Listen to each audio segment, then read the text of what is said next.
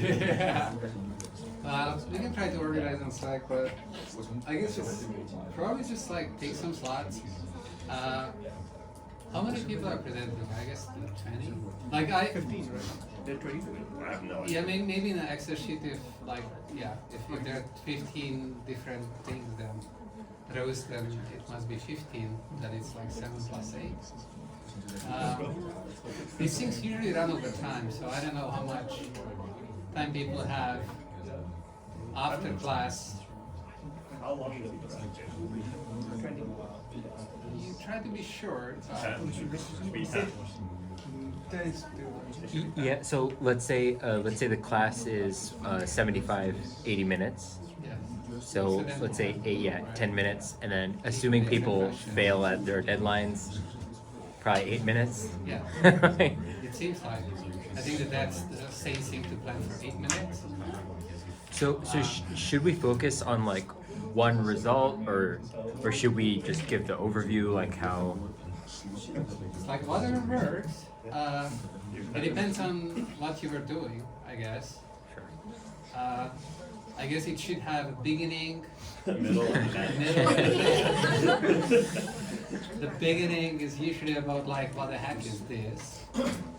How does it relate to whatever we learned about or whatever we already know? And then the middle should be something about that, okay, like here is a result and here is the gist of, I don't know, the argument that shows that this result is correct or something, but it's obviously you don't have time for going into details. It's 8 minutes. And then, you know, maybe open the floor for questions. That's it. Oh, and would it be slides or whiteboard? It's up to you. Usually, if you have this little time, slides are much wiser. Because, yeah, whiteboard is like, by the time you write something like that, 8 times. like you won't be able to introduce the problem. Sure. One result in your time. No, you Like- will. like Yeah, write you the wouldn't problem even setting, Get yeah. there. The Yeah. problem setting usually takes you 5 minutes. So slides. I would recommend slides. But you know, ad hoc you can use the whiteboard, whatnot, if there are questions. Regarding the slides, to minimize switching cost, I don't know. I guess we can try to collect the slides on the Excel sheet, like just links to PDF. Everyone can produce PDFs or Google Doc, Google Slides, whatever. Like some clickable thing. You click on it. We will have one computer. It's set up. You click on it. It should work. So give up on fancy, I don't know, transitions and unusual software. This is not the time, maybe, for that. And were you able to? You were able to record the Google Meet, right? I can, yeah. Okay, so maybe we can, I guess, share on the Google Meet and then dispense with. Did the or project maybe need to also- be recorded? Up to It's good Vlad. for me. Oh, I for see, right. marking. All right. Okay. I think I prefer if they are recorded. Okay. Let's record everything. Okay. We have a Both. fallback option. Fair enough. Fair enough. Probably Google Meet is good enough, but like who knows how the mic is picking up. So. Okay. All right. So we're done with organizational issues. Anything else? No other pressing issues. It's neural networks. Okay. So how do we downgrade neural networks to look like kernels? That's the title of today's presentation. It's kind of fun. If neural networks are kernels, what kernels are they? That's the other title. Okay, but it's a little bit longer story. And then it has some aspect which is not a kernel aspect. Okay, fine. Okay, so what the heck are we talking about? What is this neural network business? Everyone knows like this computational graph. You have a bunch of inputs, you assign, I don't know, real variables to that, and it's a directed acyclic graph where a computation flows. And to each node you assign some little calculation. Usually it's like summing up So real values are kind of emitted from the nodes, summing up the inputs weighted by some weights, adding some other real number to it, threshold, and then passing it through some nonlinearity. And you do this at every node in the graph. And at the end, maybe there is one node, that's the output node, you read out like what's computed there. That's a neural network. This is too complicated. So people then start to think about, oh, I have layers and whatnot, because then you can write everything with matrices and vectors. And since that's still too complicated, I would just write about two-layer neural networks, right? So that the amount of notation is minimum, and then you can just iterate it. So a two-layer neural network is a parametric class of functions. Functions that can be written in this form. It's kind of a weird terminology if you're a mathematician.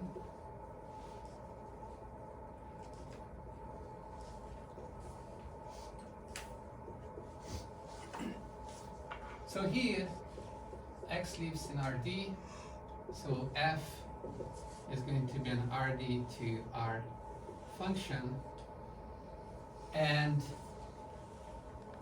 ui is a real number, s is bi, and theta I is just a vector, and the obligatory figure,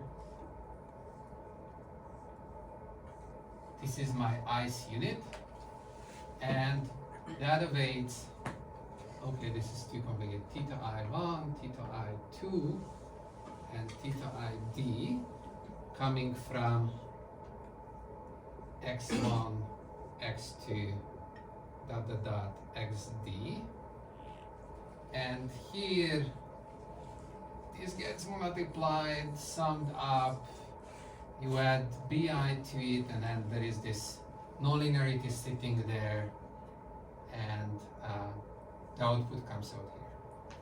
Okay? Why It's are like we a multiplying unit. Why are we multiplying with UIs? Because output is Oh, just the UIs. Okay, so the UI.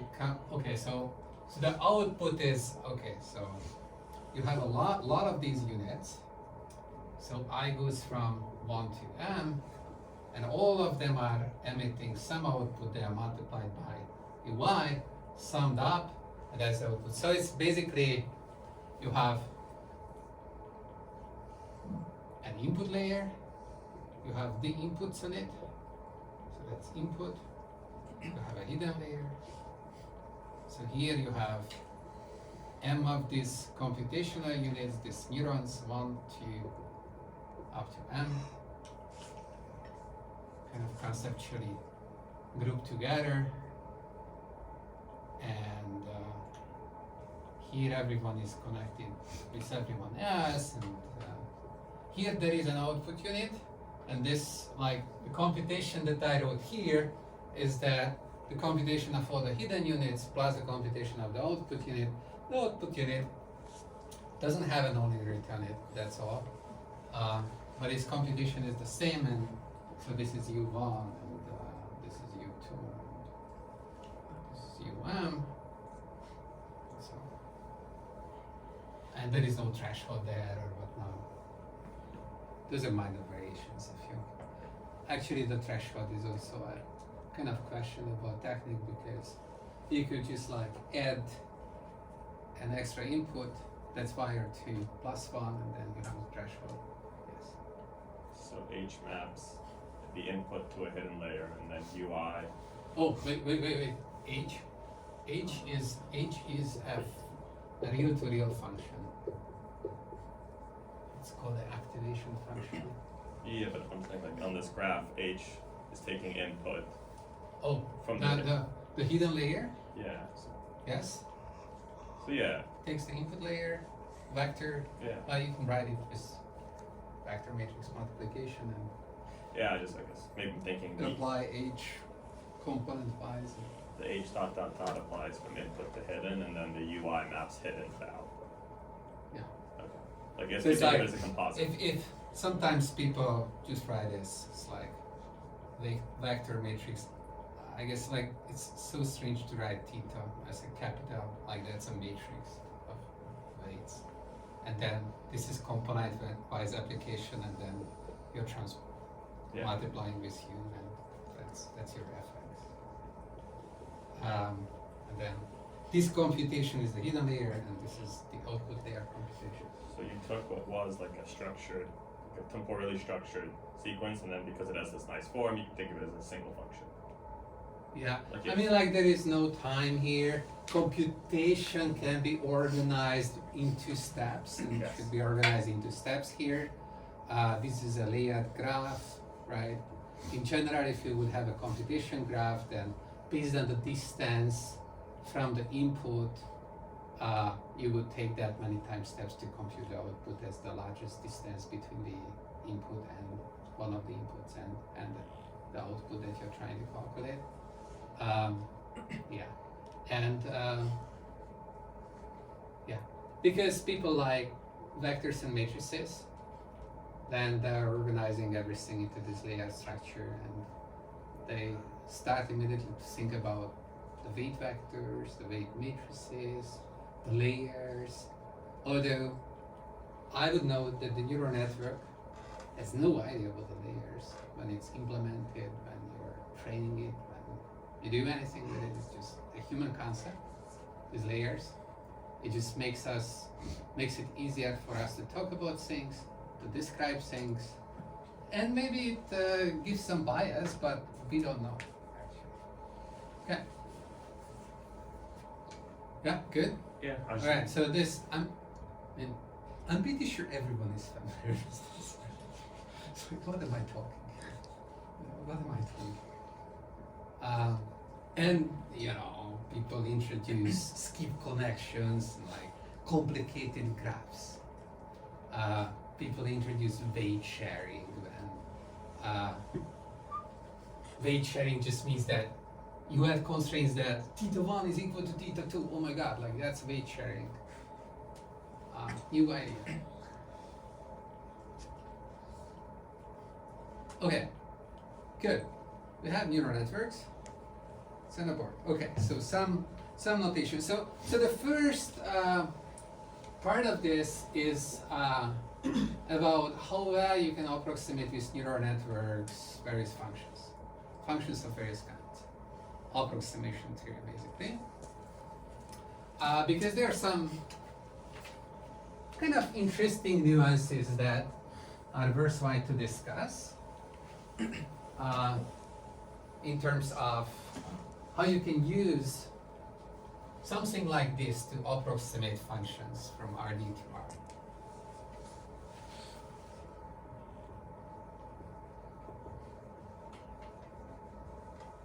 We were already doing this in the context of kernel methods, so we continue the tradition. So the weights are all the parameters of this neural network. So UI, theta I, bi, I goes from 1 to m, and this is in RD plus 2 times n. Right? Because we have I goes from 1 to m here, and for every value of I we have d plus 2 parameters. Okay. So these are the weights, and for this thingy I write FW. It's like overloading notation a little bit. And I do this so that I can write things like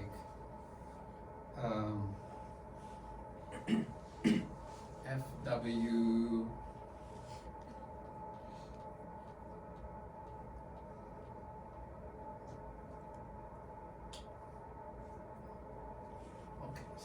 FM is going to be all these FWs where the W is So you have m units.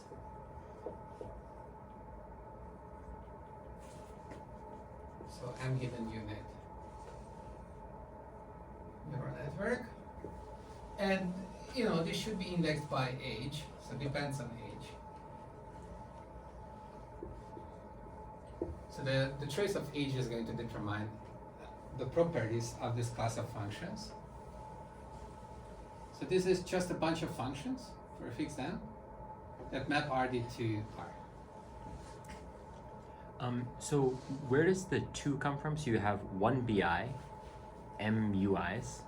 So this is 2 Okay. plus D. Got it. Okay. Yeah. Yeah, it's like reading this graph like this. It's like centered at a unit. Yeah. Okay. All right. And I don't know. I will call this WM. So the first theorem is by a guy Leshno. I don't know. It's like these theorems have been proven many times, and I can't guarantee that this was the first result of this type, but maybe it was. This is Jung cites this result. So let H be a real function which is not a polynomial.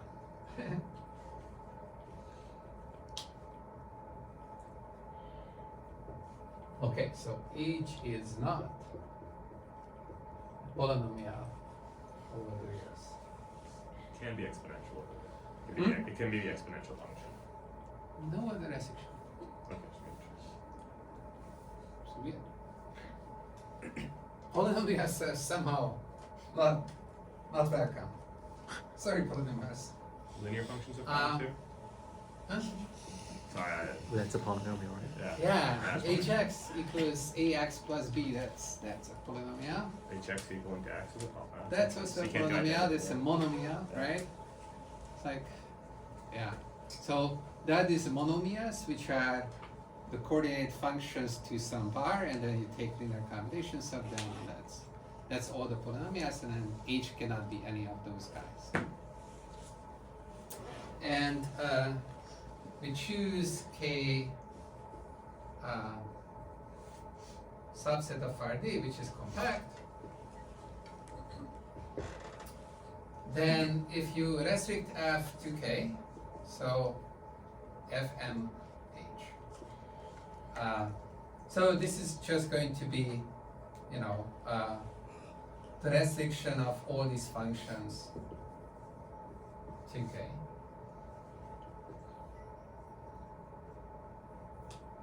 Then this is a subset of continuous functions, continuous real valued functions with domain k. And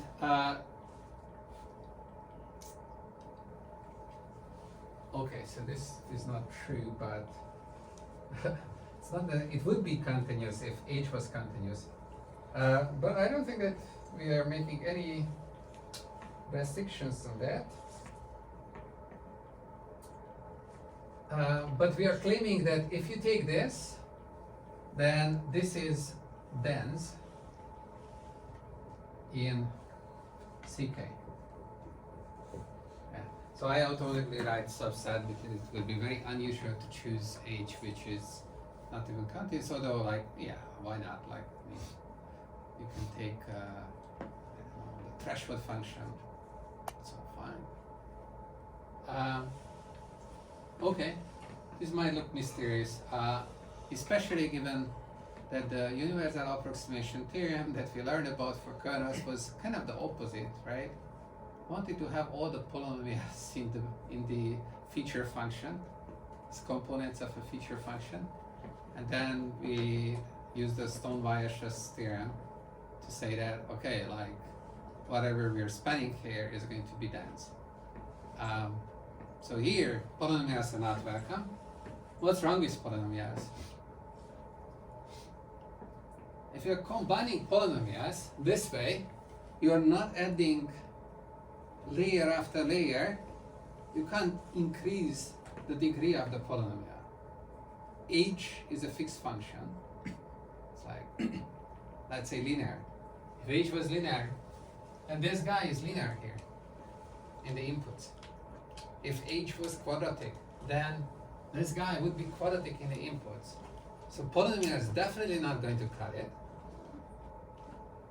So the algebraic structure is kind of such that if you start with polynomials, you end up with polynomials because this was not rich enough. So you root it out, magically then you get pretty much all the functions. Okay. So next question, why? How? And for this, we are gonna use another theorem by Borrow to see how we can get this done. So it's like proof by deferring it to a more complex statement. Sorry, quick question. So like whenever they say H is a nonlinearity, it's kind of a lie. It should be non-polynomial. I mean, like whoever says that, right? Yeah. I don't know for what purpose, but yeah, people usually just say, oh, let's take a neural network with a non-linear H. If you take polynomial, then the universal approximation property with just one layer would be gone. It would not be gone if you can add any number of layers, because then you can increase the degree of the polynomial and then you would be fine. Oh, okay. It really depends on what the claim is. Is this like a similar to a Fourier argument, where you just put a bunch of... The next one is going to be a Fourier Oh, argument. that's why it So can't be polynomial. it's because with the Fouriers, It's using a similar to a Fourier argument. I think you need like periodic functions to make it work. I don't think. I don't know. Okay, so let me just state the next result. So we introduce a set of functions gamma r, which is defined as follows. It's some set of functions that map Rd to R that have the following property, that exists that another function which is Rd to C, it's complex valued function, such that, so this is basically the Fourier transform of f, such that you can get back f with just the inverse Fourier transformation.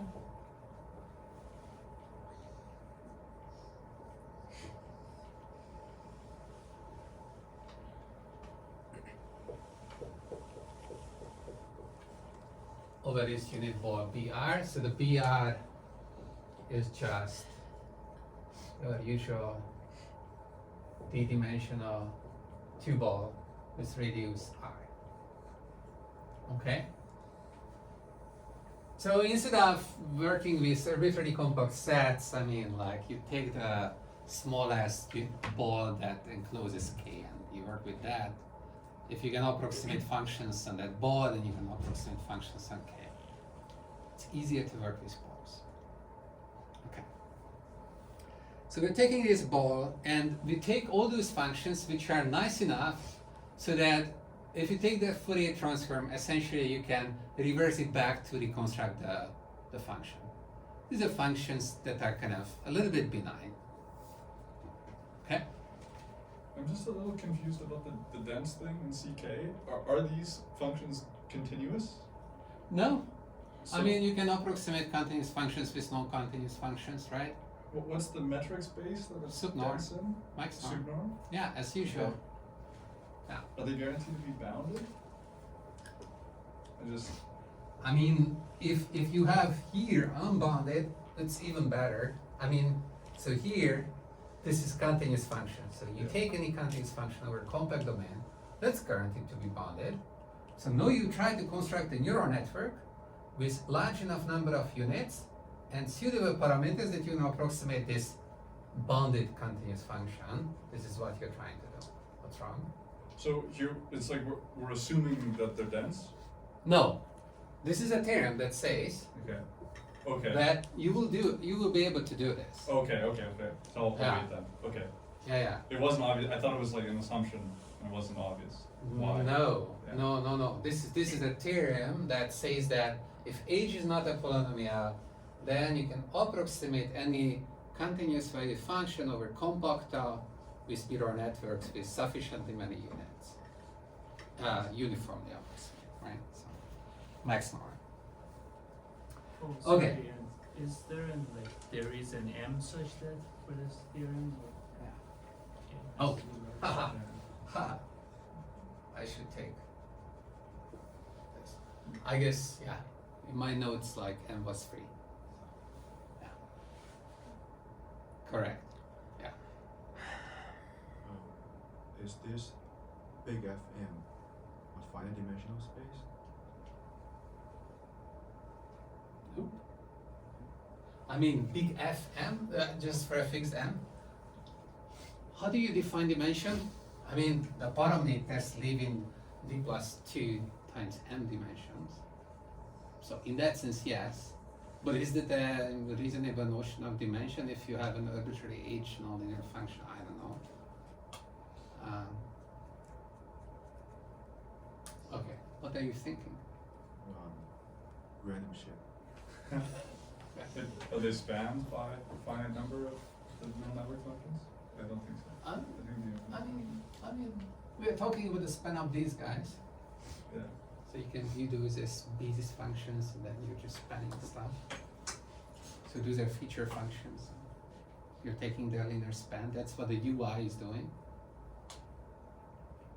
Right.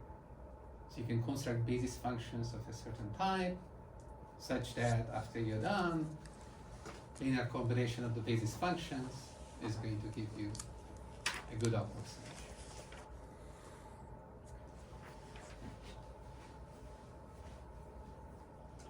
Okay, and let's introduce this complexity parameter. So if you take any function f in this set gamma r, then if there can't be multiple of this f tilde. If there were multiple, then I would just take one. But okay, believe me, there is only one. You take the f tilde that corresponds to it, and the complexity of f is going to measure by taking this integral.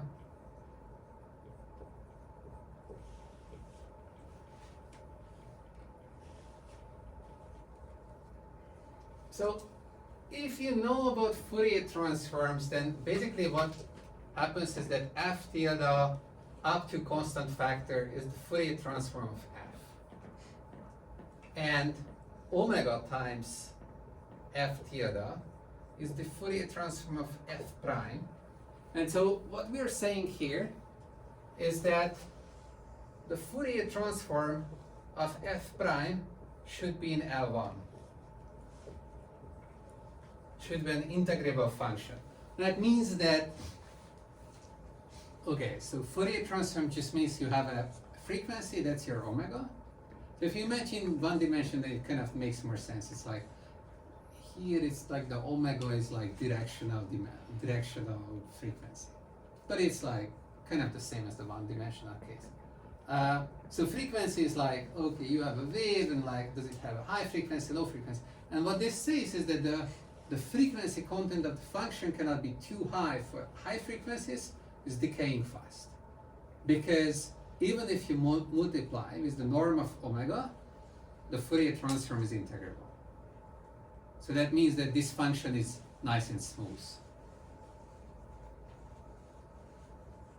So I don't know how much Fourier transform you had in your life. If you didn't have much Fourier transform, then this might look cheaperish, but for those who have heard about Fourier transform, think about spectrum, then you know that, okay, you can just think about the spectrum of a function, kind of a dual space, and you can just think about like the spectral content of a function, and the nice functions are, the smooth functions are the ones whose energy at high frequency is low, which is kind of a quantity like this, yes. I was gonna ask you think you could draw it real quick? What? Just draw what you're saying. I don't know. I don't know whether it helps, right? Because it's like you have some function, and then it's kind of like goes like that, and then you take its spectrum, and then so this is the absolute value of f tilde of omega against omega. And whenever you see a high value, then there is a lot of energy on that frequency. So that means that when you're trying to decompose this function in terms of sine waves corresponding to those frequencies, then the corresponding coefficient is big. And so low frequency is here, so 0 is here. High frequency is there, and the decay has to be fast enough so that you can integrate the whole thing. So that means high frequency means like ziggy, ziggy, ziggy, ziggy. Can't have too much of that. So that means that the function is smooth. Okay. Happy? What would you draw? I was thinking you draw these like the usual like. Don't draw that. Yeah.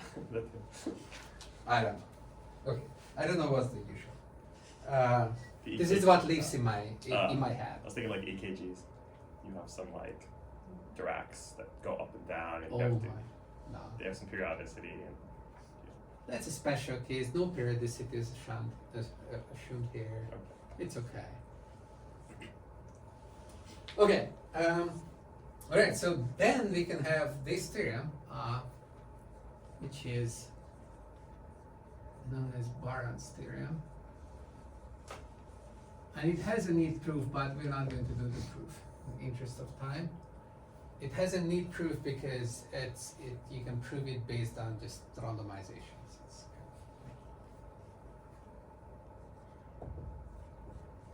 take this H, which should be bounded and measurable. Okay, so less crazy. So I guess we don't quite get the theorem of Leshno, because we're gonna assume that H is bounded and measurable. And we also assume other things.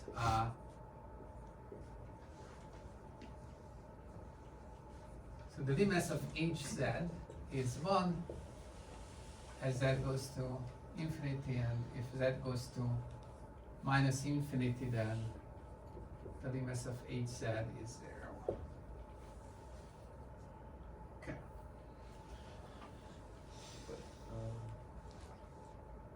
And anything can happen in between, as long as it's bounded. Yeah, it's crazy. Okay. I was thinking sigmoid, but I'm like, no, this is more general. Yeah. Of course, that's what their model was, but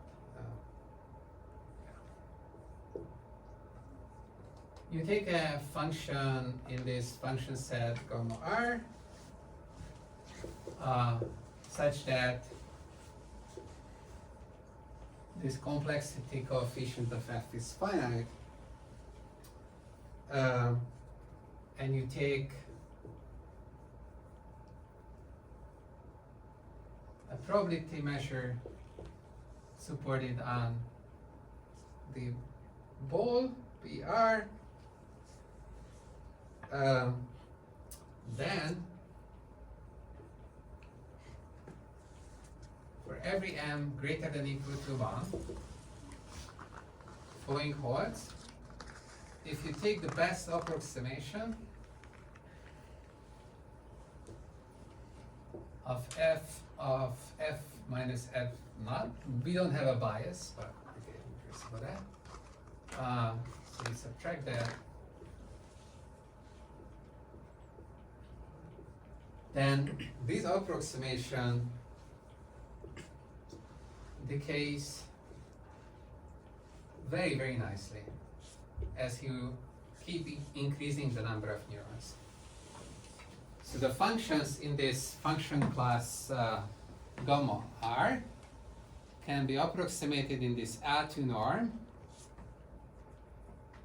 apart from the bias, at a 1 over m rate, where the coefficient that multiplies the rate depends on the complexity of the function.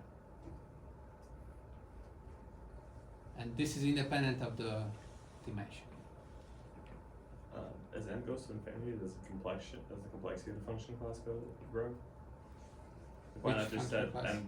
Which function class? So you have R of f, which is the complexity of the network, right?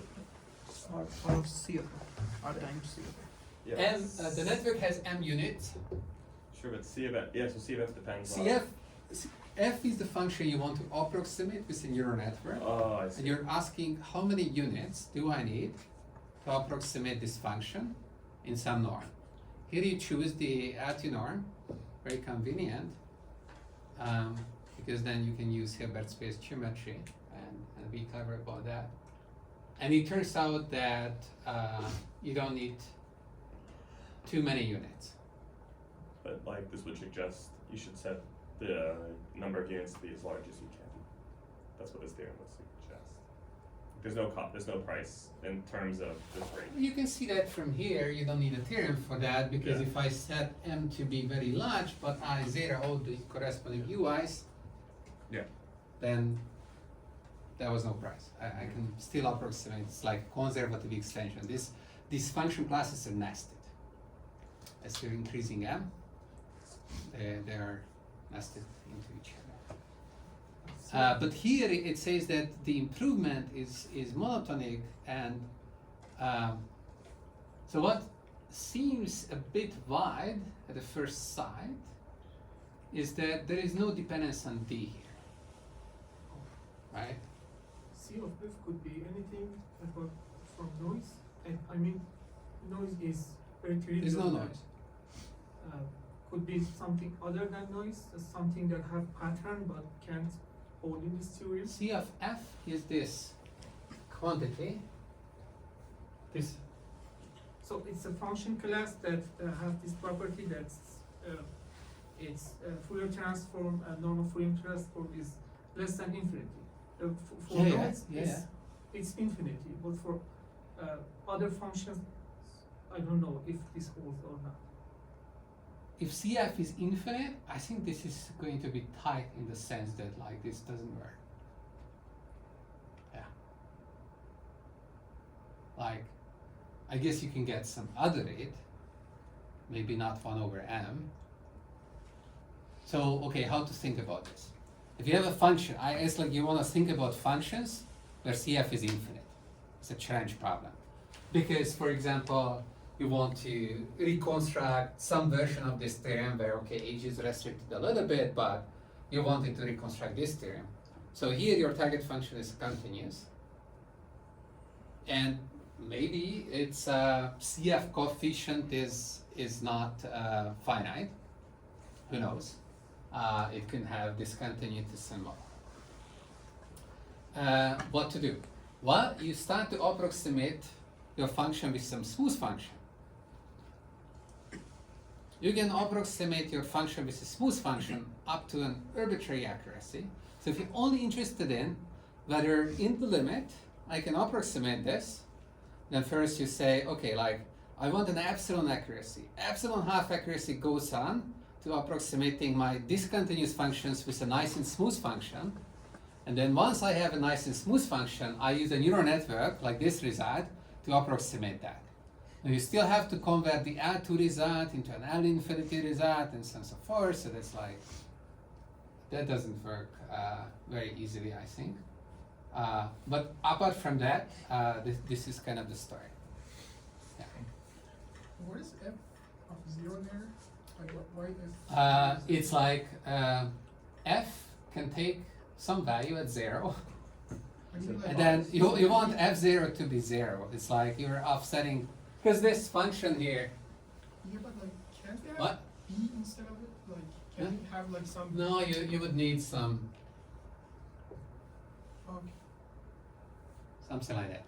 But you can do that by adding an extra unit here that calculates that. So it's like, But even without it, can be like if h can be positive, then we can create like one node which has like positive value for h and multiplied by whatever u.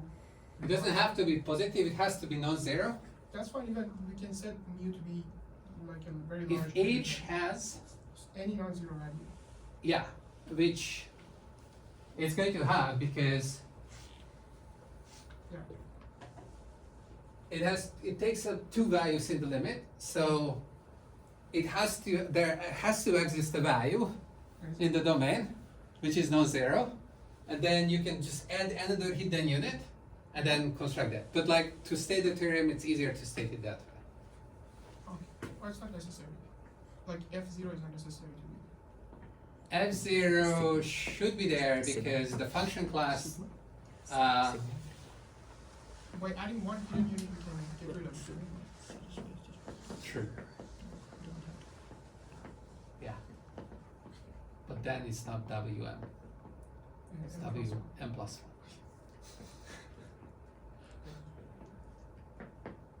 Yeah.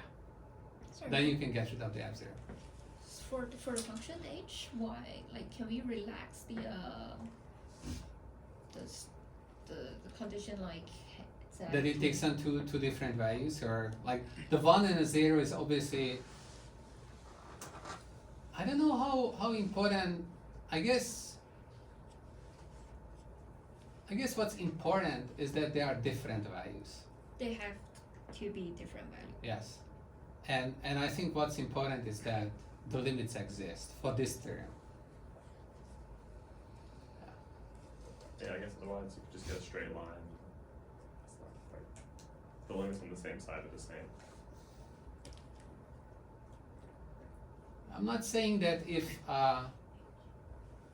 like for other conditions on H you cannot get results, but like for this result to go through, something like the limits exist and they are different, they are needed. Otherwise it's just a rescaling, so it shouldn't matter, right? Like you can incorporate the different scales into different UIs and whatnot. Okay.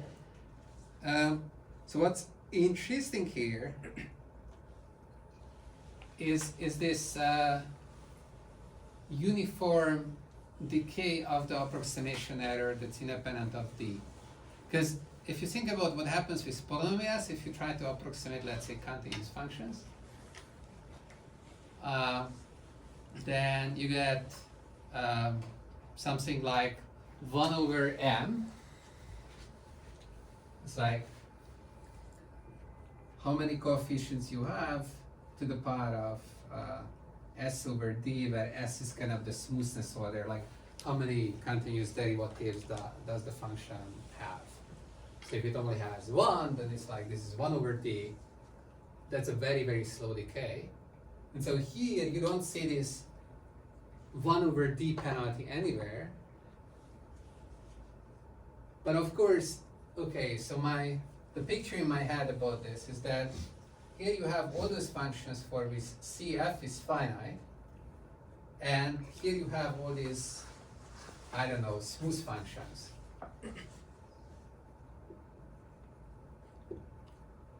And so this result is not going to tell you that for any smooth function, you get this rate. Actually, the CF can go to infinity for smooth functions. But if you fix some limit, okay, CF smaller than C actually, then it creates this subset where the approximation error goes down independently of dimension. So kind of what happens is that you're slicing this function space of interest in a different way, in a non-standard way. So instead of just considering smoothness classically in approximation theory, you go beyond smoothness here and consider some further, more elaborate, finer properties of the function, like this CF complexity number.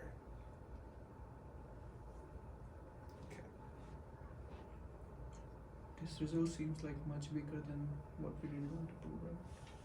Like much more. Because it's restrictive. L2 or L2, and then we are only approximating the function in this gamma R class It's like not any continuous. Oh, the gamma R. So if you allow me to approximate in R2, then any continuous function will be approximated by a function in gamma R class up to an arbitrary R2 error, and then it's not that weak. So you can get density in R2 errors, and then you have to go somehow from R2 error to eliminate the errors, which you can, but like it's further work. Then you choose mu to be uniform distribution. It cannot be arbitrary distribution. It has to be fully supported, and then you can work it out. And also we have a restriction on H here, right? Compared to the one that we wanted to pull. Yeah. So that's a restriction in this result. Yeah. But what's the upshot? The upshot is that you get the rate. That's like actually a big deal, right? Like I would say this result is pretty weak, and that result is pretty strong. Because I don't care about that. Those are benign restrictions on H. It's just mathematical curiosity that you can get some function which is very irregular and you can still get density. It's like, who cares? My H functions are going to be nice and smooth and regular and like sigmoid and ReLU and yeah, some really nice functions. Is there a lower bound as well for this? Like, in other words, why did we choose this CF complexity and like not the Yeah, there is a lower bound. I think it's not Barham, but some other people have worked it out. Yeah, it's like you can have these finer complexity measures, like different slicing of the space, and then you can have matching up and lower bounds. Okay, so restrictions on age. Yeah, we didn't talk about what is this age. Like people out there, what age do they like to use, and for what reason I don't know. But like, I think everyone has their own reasons. So if you go back to the 80s and the 90s, this was the fashionable thing to do. Sigmoid, various versions of it, it's tonnage, whatnot. And then if you are in the 2010s and beyond, then you would go with the positive part, which people just call ReLU, rectified linear unit. Is this not a polynomial? It's not a polynomial. It has this kick. It's kind of max, bro. Yeah, but suppose like you've somehow gotten lucky and all your z's are positive. Still not a polynomial. It's like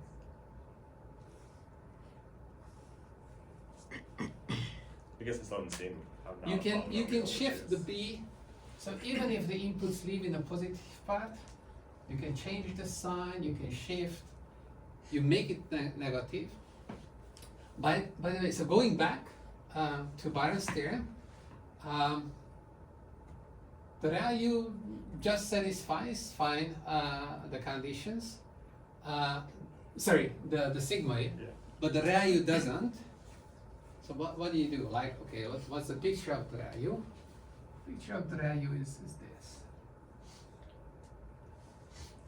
Right, so that's Z, this is 0, and this is the positive part of Z.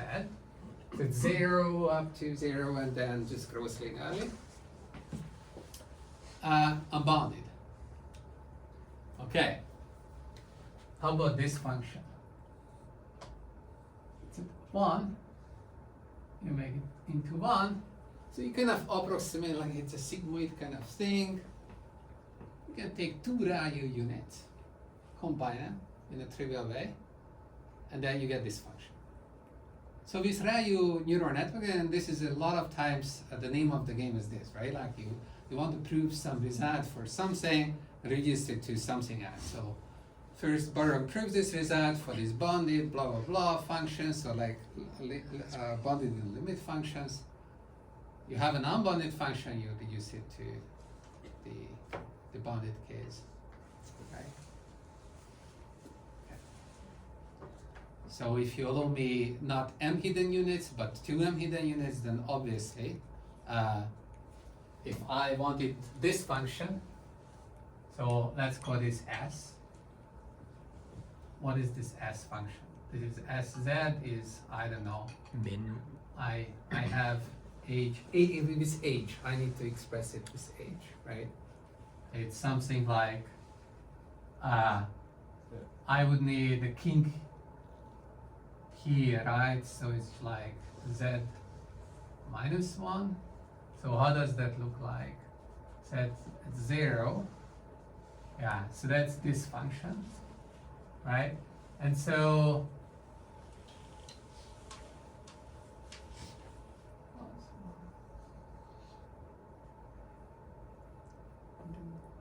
yeah, so if I take hz and I subtract from it hz minus 1, then I just get my function, right? So that means that instead of 1 unit, I take 2 units, and then I combine things.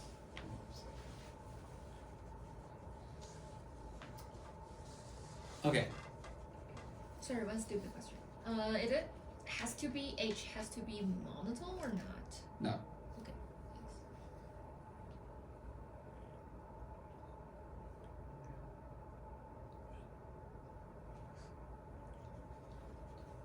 Yeah. So if you wanted to use this and you were calculating at the unit something like this, now I can plug in this expression with the H, then you can see how it is two units instead of 1 unit. I can always approximate. I can always simulate the calculation that would have happened with M units, with S, with 2M units using H. Mr. Ray. Okay. Yeah. So like, yeah, is that results proof constructive in a way that tells like what the coefficient should be there? Like, You can actually do it, yeah, like you can make it constructive, so greedy approximation would work. So it's basically you add two projections all the way. Yeah.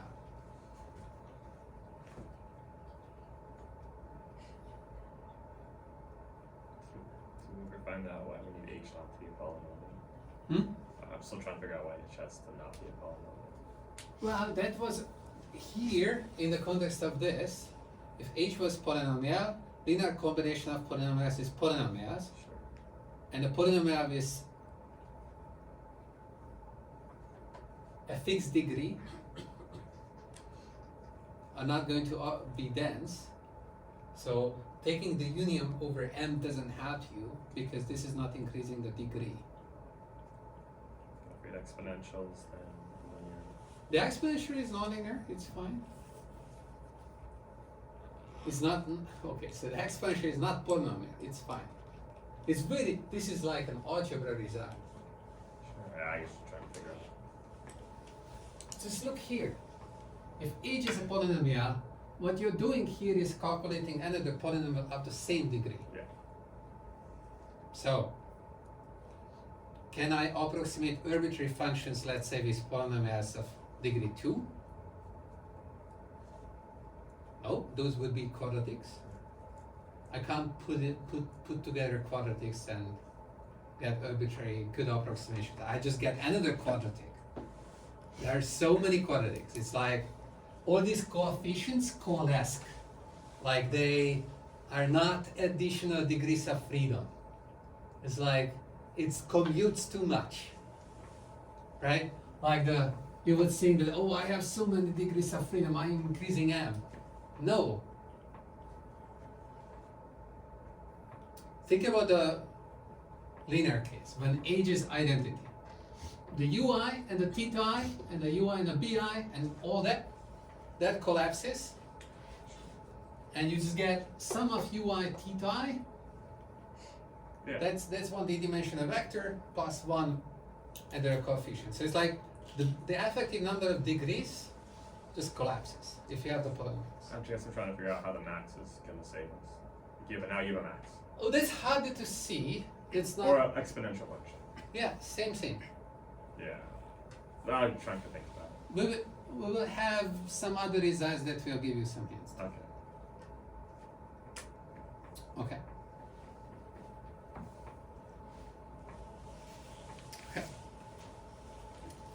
So next little thing, we were talking about just the 2-layer things.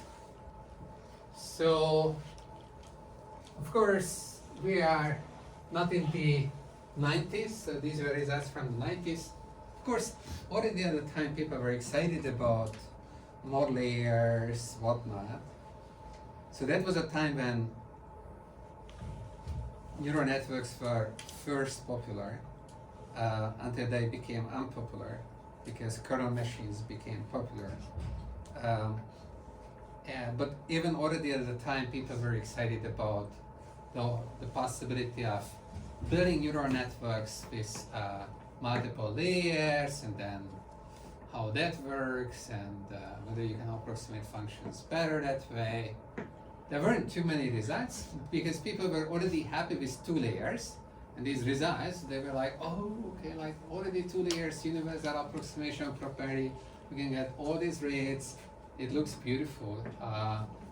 And training neural networks with many layers, it was not working well at all in practice, so people were less excited about this. But of course, in this most recent revolution of neural networks, people managed to train neural networks with lots of layers, and they seem to get really good practical performance on various tests that seem to be daunting and impossible before. And so there's a question of, does DAPS give you some advantages that without DAPS you can't get? Right. So that's the next one. Can I ask a question about Yeah. this one? If we had exponential instead of ReLU, could we still combine them into this, like, in a way that if the upper limit is 1? Nope. I guess you can take the same rate. You can take the same rate.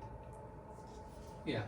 So if you take e to the x and you take e to the x minus 1, that okay. So if you take the difference between the two, how does this work? Is this still exponential? Yeah, it's still exponential, right? So it's like not good, right? Like you can't make this bonded. That doesn't work. Yes. So like there, if the function is bounded, like h is bounded, and the function we're trying to approximate is like x squared, something example, then we would need like infinitely many things. M can be arbitrarily large. The function is bounded that we are trying to approximate, by the way, because it's in a compact set and it's continuous. It has to be bounded. It's not uniformly bounded, but we don't care about it because we are not talking about how many neurons we need or some uniform bound, like there's no uniformity here. For every single target function, we just want to exhibit some neural network with some number of hidden units, such that it approximates the target function value. Where's that same calculation as occur? What? E to the x. 1 minus a to 1. Equals to minus 1. It's still exponential though, just with a different constant. Yeah, 1 over x. Yes, minus 1. What?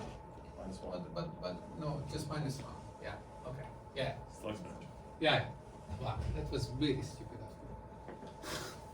Okay. Alright. Okay, so let's talk about this depth separation.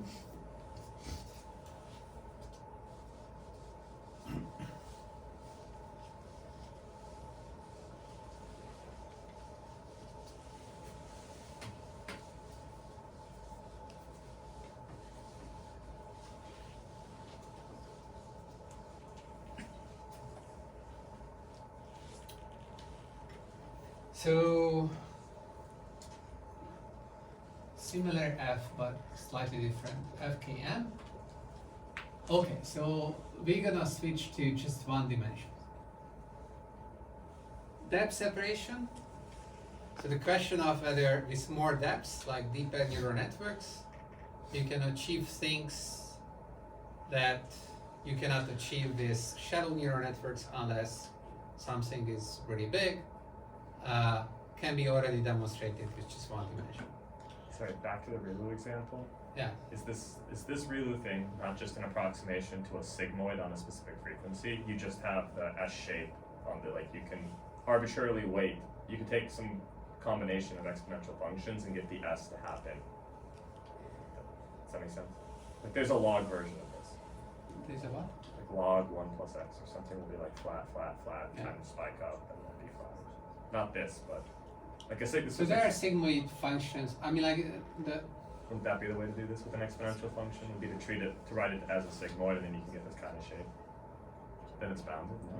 Like e to the x divided by 1 minus. that result, I don't. Okay, so we can check the proof, but I don't think that result will go through. Yeah. Or e to the x over 1 With plus hz equals e to the z. e to the z divided by 1 plus e to the z. That's fine. That for sure. Like that's just a sigmoid. Yeah. That's not e to the z. Oh, okay. I see.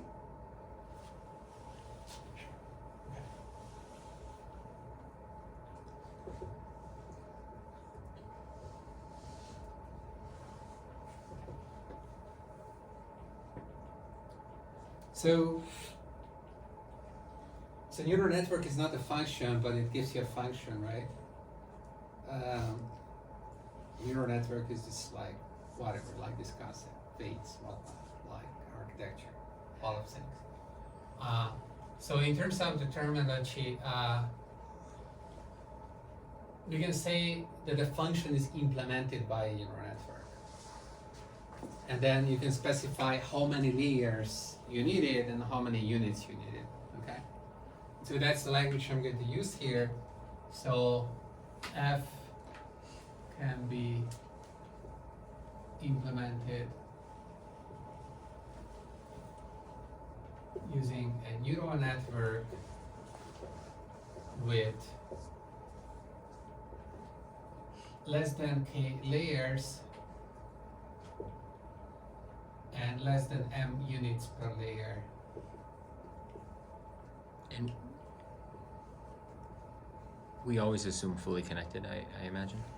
Yeah, so here, yeah, this is what it means. It's like just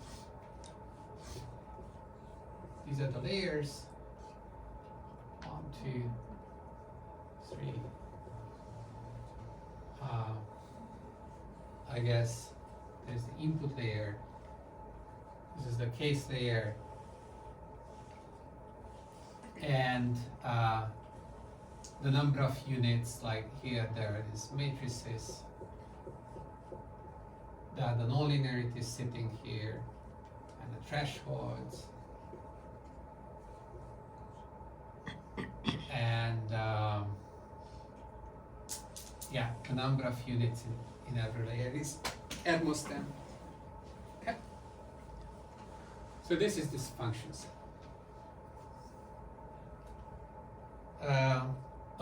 And with Rayu. Okay, so Implemented means L infinities. Implemented means maximum. Still no, implemented just means equals to the function that would be calculated with a neural network if you set the weights in some way. Yeah, just that. It's equals. And okay, so there is the result, which was proven by Maciusz Targarski.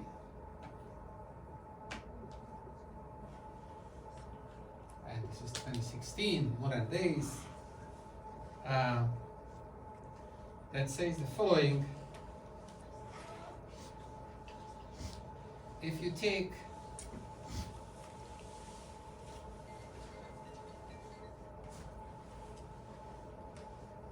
you can find functions that can be implemented with a neural network with 2k squared, so k is greater than or equal to 3 or for whatever reason. So you take, you can find a function that can be implemented with a neural network with 2k squared layers, with at most 2 units per hidden layer, so very skinny, but deep, such that if you try to get the best approximation to this function in terms of a neural network which only has k layers and it has, you allow yourself exponentially in k hidden units, but only this many, it's not like double exponential or something totally crazy, then you won't do well.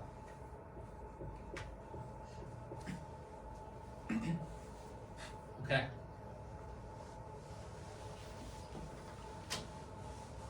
And the intuitive reason for this is actually very simple.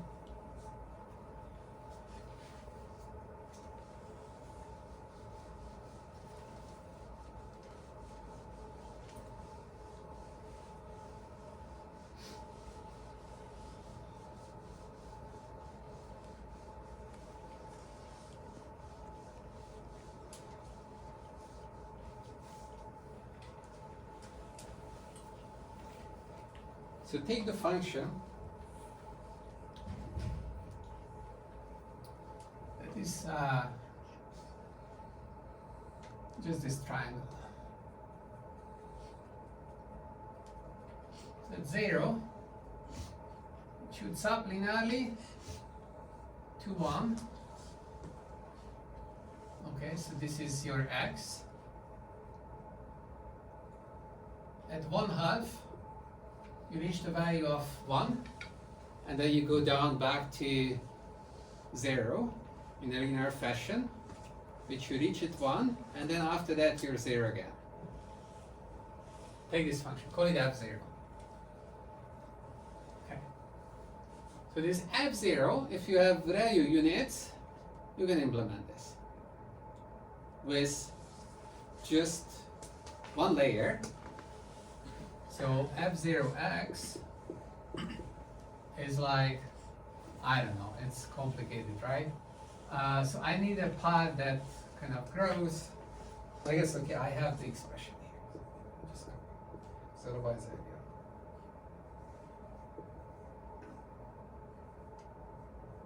go. Okay, so I don't know. From this, it's okay. From this, it's not clear that you can do it, but oh yeah, okay. So you can do it like this.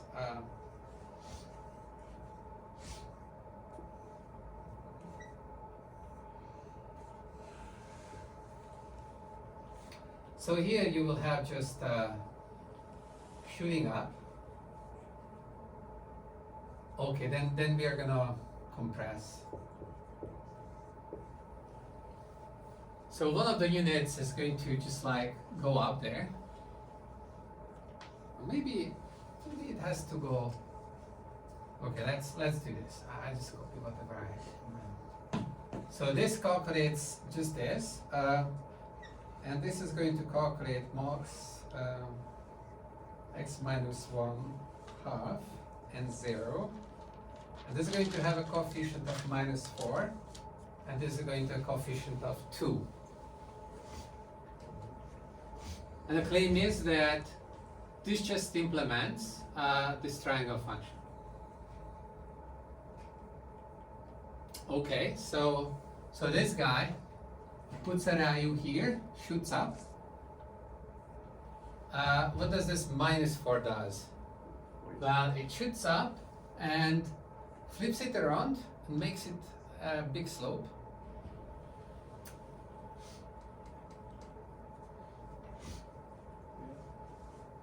Okay. and this guy here, it makes, just chooses the value, so this will be this part, and makes it go up, so that at 1/2 it already reaches 1, yeah, so, and this other guy is starting here and comes down, right, so it's like Is it? totally simple. So we need one more. for No, making wait, Huh? wait, wait. Don't we need one more to make it straight after? No, we don't need it because it's like we're in the 0-1 domain. From 0-1 to 0-1.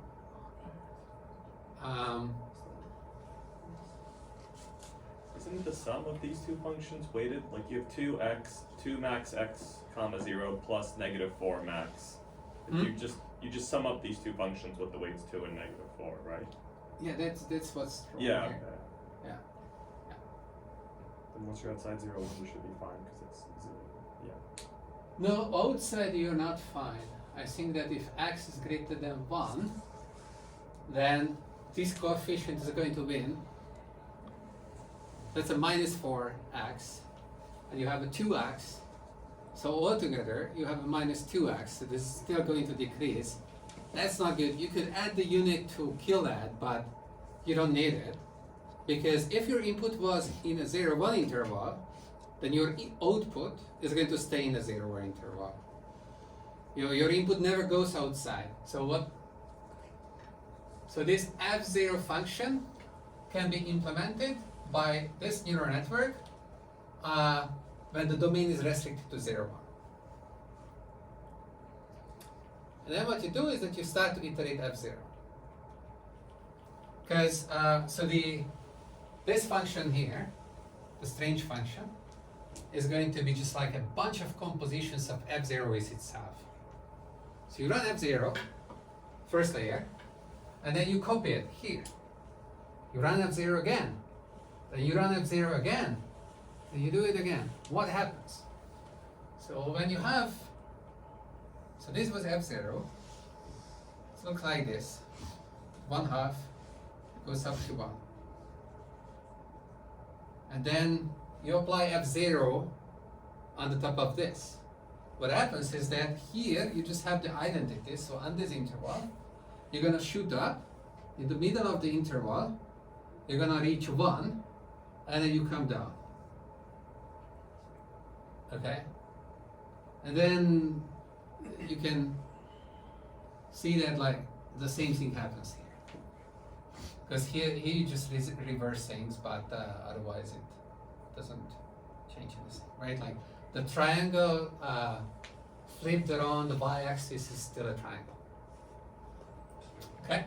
So if you iterate, so this function, which at 1,4, which is 1, and then comes down to 0, and then reaches at 3,4,1 again, and comes down to 0.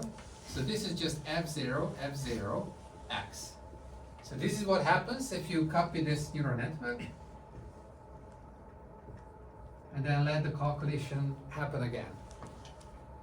Okay? So this is with, previously we had 2 layers, now we have 4 layers. Now you can imagine, if you continue doing this, this creates this beautiful fractal shape, right? Zigzag, zigzag, zigzag, zigzag. Very, very zigzaggy function that you can create this way. This composition allows you to create very fast changing functions that have a lot of zigzag.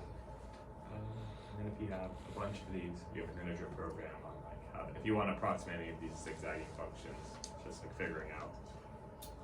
So then what you do, yeah, like the rest is still not super easy, but the argument goes that, okay, so if you want to, you need to approximate a zigzaggy function like this with some function that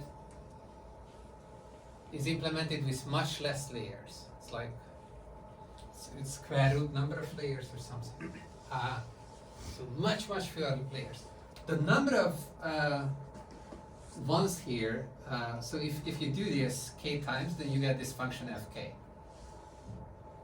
The number of ones here is going to be 2 to the k, and the number of zeros are going to be 2 to the k plus 1. And so if you think about like, okay, like if I put a threshold here, and how many segments am I going to have where this function is above the value of 1/2, it's going to be 2 to the k, right? And in those segments, the function significantly goes above 1/2, it reaches 1. So if I want to approximate this on all of these segments, I have to go above 1/2, and they are disjoint 2 to the k of these. So this is called the crossing number of a function. It's like how many times does it go above 1/2? How many segments does it create? And if you think a little bit about what you can do with like how fast this crossing number can grow with a number of layers, then you will see that, well, it grows exactly like this. So if I take some small fraction of the number of layers that I can have, then in order to create, because you also have to think about like, how can I add more zigzagging by increasing the number of units? And then you will see that that's like a polynomial growth. It's like a moderate growth that you can make that happen. So then you will discover that, okay, in order to match the performance, I would need to add, okay, even more significantly more hidden units here. With this many hidden units, you can't approximate well. So it's kind of the gist of it. And the 1/2 is arbitrary for this example. Like it could just be anything 0, 1. Because you just care about how many times it's 0 and how many times it's 1. Yeah. Yeah, just for the, like, yeah. Could be 1/4. If It you're doesn't just, matter. Yeah. So, yeah, so the maximum crossings that you can create, so maybe I tell you this bit. So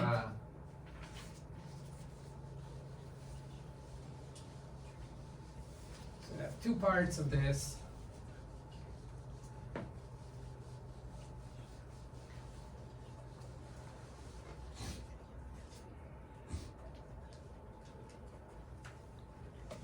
So CF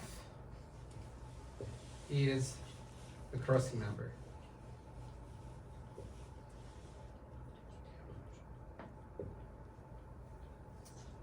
And for CF, so this special function fk, this was 2 to the k. Not the same as the previous CF, right? Not the Local same. variable. Absolutely. Yeah. And so the first claim is like this. For every g function from 0, 1 to 0, 1, such that its crossing number is less than 2 to the k minus 1,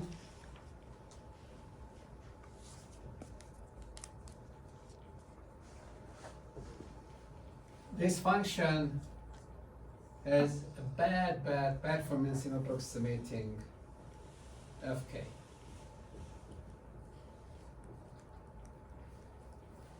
So if it doesn't cross many times, it cannot approximate because fk goes up very high, so it's gonna miss a big mess. Where does G live? Huh? Where does G live? G lives 0, 1 to 0, 1, and it should be measurable, of course. And then the other claim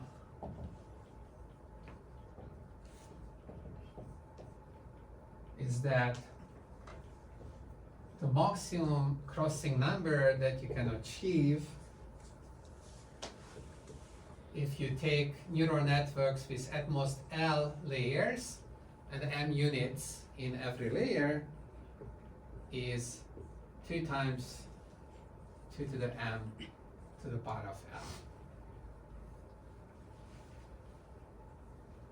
And so if you start to put together these, then you get the result. So what is the significance of this result? Like, what does it tell?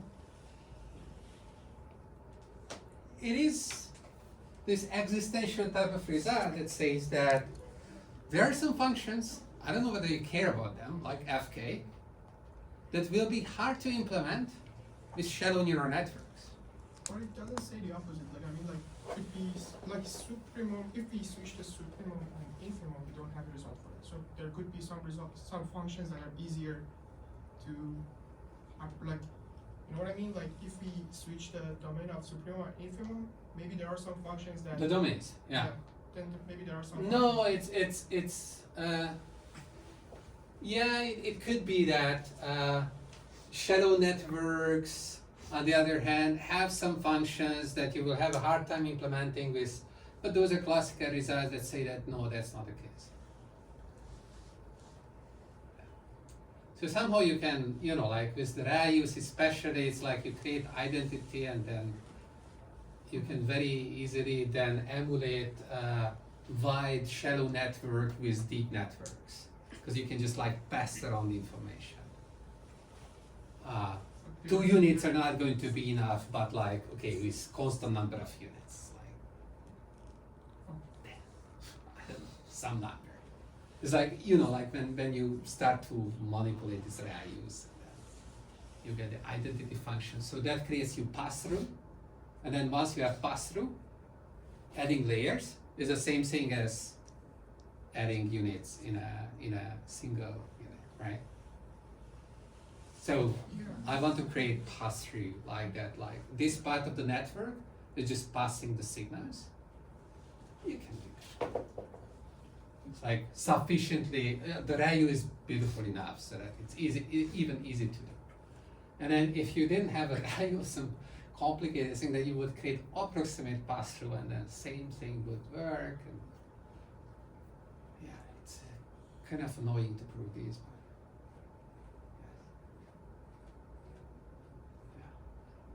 Yeah, so it's like, it shows that these are in a way much richer class. It's like a class that increases its richness in whether it's useful or not. That's a question. Whether you want to have this fast changing zigzag behavior, but this is the behavior that you can get by composition.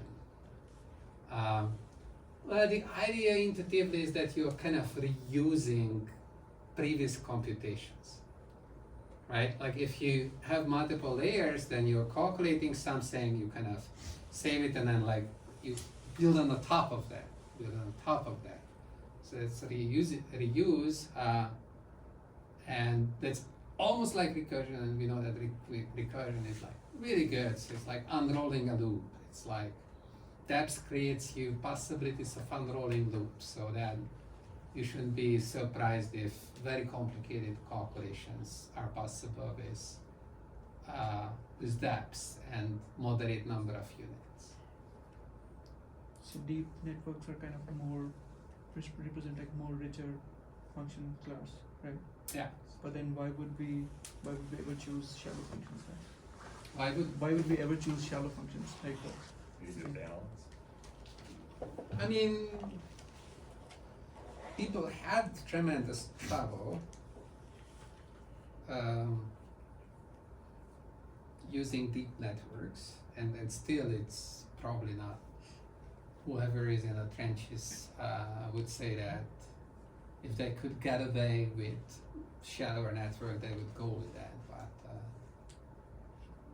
I think, well, intuitively, it kind of feels right that deeper networks should give you more power. But okay, like what's the strength of a result like this is that it gives you some feel of like how much more power are you getting. It tells you that if you have k-squared layers here, so altogether how many units do we have? It's like 2 times 2k squared. So 4k squared units. Here you have exponential in k units.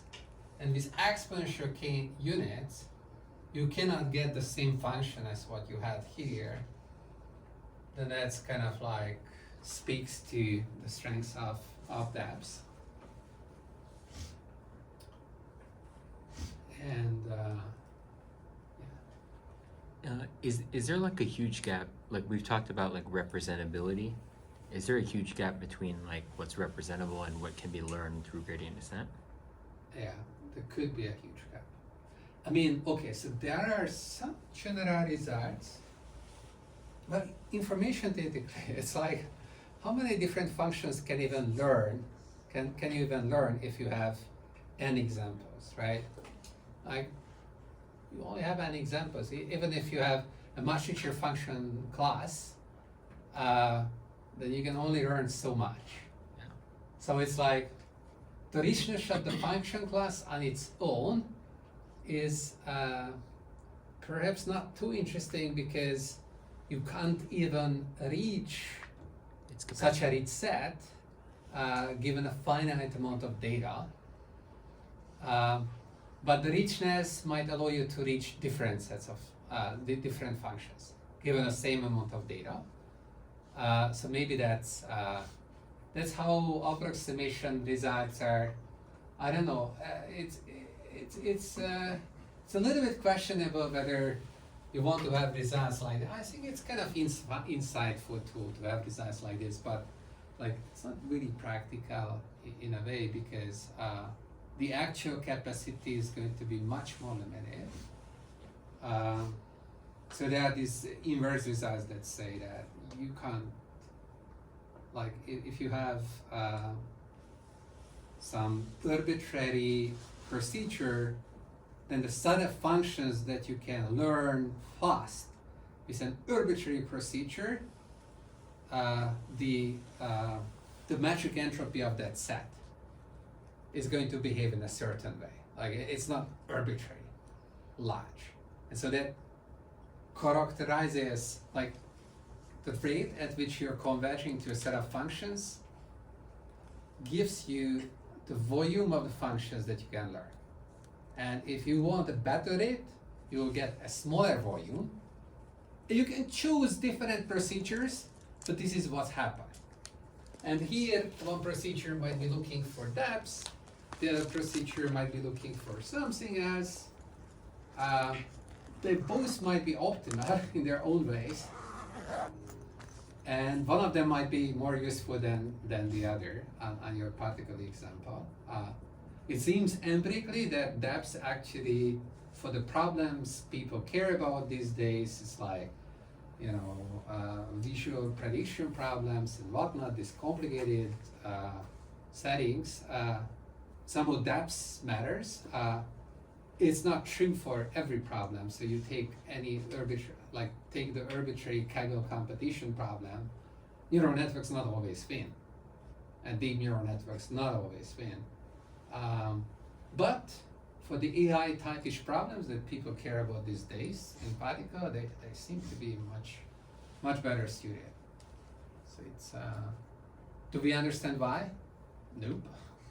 I don't think so. I mean, like there are these explanations, and that's how far we got. All right. Vapors.